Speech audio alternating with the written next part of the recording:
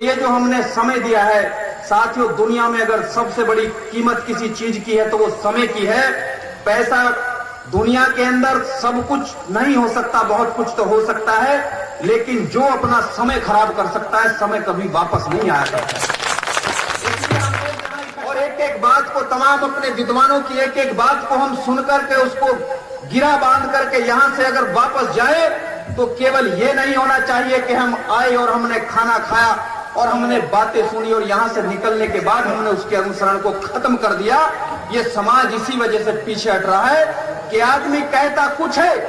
उसके अंदर कुछ करता है और वो आडंबर और पाखंड की तरफ भागने का काम करता है। और जिन लोगों ने मेरे महापुरुषों के पीछे, जिन्होंने मेरे महापुरुषों को शूद्र श्रेणी में रख करके चार चार वर्ण बना करके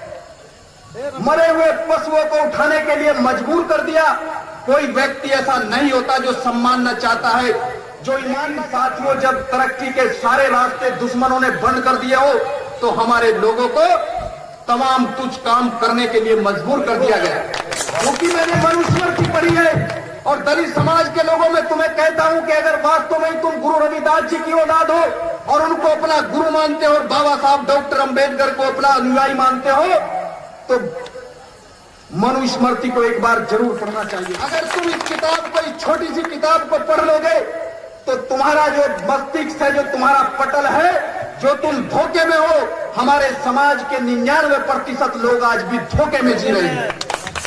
पाखंड का अनुसरण कर रहे हैं, जिसने इस समाज को बर्बाद और खत्म करने का काम किया है। हम आज भी उनके पीछे भागने का काम कर रहे हैं। साथियों, ये बात मैं इसलिए कह रहा हूं कि मैंने मनुस्मृति को पढ़ा है और उसको पढ़ा इसलिए है कि बाबा साहब डॉक्टर अंबेडकर की एक किताब जब हमने बचपन में पढ़ी स्टूडेंट लाइफ में, बाबा साहब डॉक्टर अंबेडकर का जो जीवन और चरित्र है, अगर हम केवल 3-4 किताबें हैं, अगर दलित समाज के समझदार लोग, अगर कोई अनपढ़ व्यक्ति है तो वो अपने परिवार में किसी पढ़े लिखे लड़के से उसको पढ़वा करके उसको सुन सकता है, लेकिन अगर कोई पढ़ा लिखा व्यक्ति है और उसने 3 किताबें नहीं पढ़ी है अपने समाज की, तो मैं ये जानता हूं कि उसको फिर समाज के बारे में कोई जानकारी नहीं हो सकती। सबसे पहली किताब होती है हमारी, हमें सबसे पहले बाबा साहब डॉक्टर अंबेडकर का जीवन और चरित्र, उनका संघर्ष सुनाऊं कि बड़ा कि दुश्मनों ने हमें जिस व्यवस्था में फेंक दिया, आज भी हम उस व्यवस्था से बाहर निकलने का काम नहीं कर रहे हैं, बल्कि भगवान और भाग्य का मान करके, चूंकि दुश्मनों ने कहा कि ये तो भगवान की देन है, हमें चमार बना दिया, हमें वाल्मीकि बना दिया, हमें अछूत बना दिया, हमें जाटव बना दिया और तमाम हिंदुस्तान के अंदर 5,500 जातियों में बांट करके इस देश का बेड़ा गर्क करने का कुछ चालाक लोगों ने काम किया। और ये क्यों बनाए गए? ये इसलिए बनाया गया क्योंकि वो जानते थे कि ये बहादुर लोग हैं, अगर इनको अपने बारे में जानकारी मिल गई तो ये कभी भी बगावत कर सकते हैं और अपने राज सिंहासन को जो हमने धोखे से इनसे छीन रखा है, ये उसको कभी भी प्राप्त कर सकते हैं। साथियों, इसलिए जातीय व्यवस्था बनाई गई और मैं चुनौती देता हूं कि कोई कितना बड़ा विद्वान हो, अगर ये कुदरत की देन है तो मैं इस बात को कभी नहीं मानना है कि ये भगवान की देन है, क्योंकि साथियों भगवान और कुदरत पूरी दुनिया का एक है, इस प्रकृति का रचयिता एक है। अगर इस प्रकृति का रचयिता हिंदुस्तान का भगवान अलग है, अगर इंग्लैंड का भगवान अलग है, अगर अमेरिका का भगवान अलग है, तो जिस तरीके से हिंदुस्तान के अंदर 5,500 जातियां हैं, ठीक उसी तरीके से इंग्लैंड के अंदर भी 5,500 जातियां या 4,000 जातियां होनी चाहिए थी।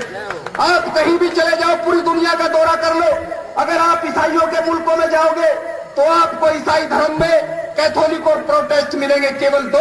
आपको तीसरी कोई जाति नहीं मिलेगी ईसाइयों के अंदर। उसके बाद 40 से ज्यादा लोग, पीछे ना बोलो जरा, मैं अगर आप पूरी दुनिया के अंदर बौद्ध धर्म को मानने वाले हैं, अगर आप इन देशों की यात्रा करो तो आपको केवल बौद्ध धर्म के अंदर भी कोई जाति नहीं है। बौद्ध धर्म के अंदर 2 संप्रदाय है, एक का नाम महायान और दूसरे का नाम हीनयान है। इसी तरीके से हिंदुस्तान के 6 मुल्कों को, जो हिंदुस्तान पे जो हमारा हिंदुस्तान था, जो कभी कन्याकुमारी से लेकर के और आपका कश्मीर तक नहीं, बल्कि कन्याकुमारी से लेकर के पूरा बांग्लादेश, पूरा पाकिस्तान, कजाकिस्तान, उज्बेकिस्तान से होते हुए कजाकिस्तान और अफगानिस्तान तक हमारा कभी झंडा लहराया करता था, जब हमारे पूर्वजों का हिंदुस्तान के ऊपर राज हुआ करता था। तो ये जो 6 मुल्क है, अगर आप पूरी दुनिया के अंदर मुसलमानों का दौरा करें, अगर उनके देशों का दौरा करें, तो आपको साथियों मुसलमानों के अंदर भी कोई जातियां इन 6 मुल्कों को छोड़ करके कहीं नहीं मिलेगी, बल्कि मुसलमानों के अंदर आपको मिलेगी। लेकिन जो जो हिंदू धर्म के टच में आए, जो भी धर्म का व्यक्ति,